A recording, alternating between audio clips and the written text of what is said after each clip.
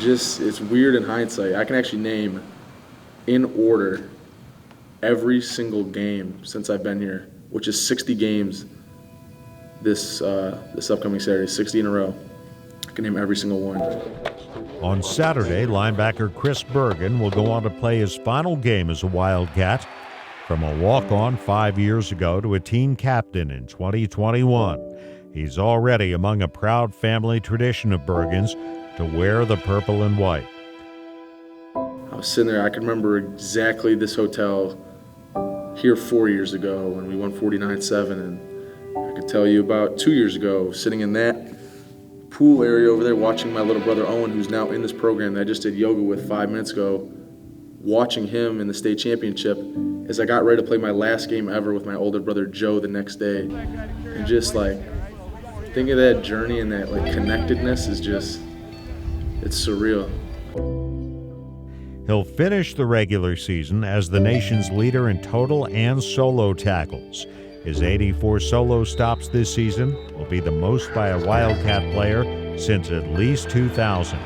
And his 368 career tackles rank 8th all-time in program history. You can't describe Chris Bergin, a football player. You know, he's a grinder. He's a guy that shows up first, stays late, a guy that loves ball, loves practice, the energy level that he brings every day, if it's a weight room, winter workout, summer workouts, training camp, in season, and then just the relentless nature in which he plays. He set a very high bar in standard for our future linebackers, and it's been a privilege to coach him. Bergin was a semifinalist for the Burlsworth Trophy, presented each year to college football's most outstanding player who began his career as a walk-on. This is a beautiful fall in Evanston, playing football with my friends. Honestly, my biggest fear in life was having regret that I didn't take full advantage of this opportunity, and that just kind of always led me to find my edge. What's next? Like, 23 years old, never even taken a sip of alcohol, never done any drugs. I mean, if people knew the amount of stuff I do for my body, for my mind, for the game, behind the scenes, it's borderline. You might call it psychotic. Chris Bergin, the person off the field, has a singleness of purpose. I mean, he's a ball player 24/7.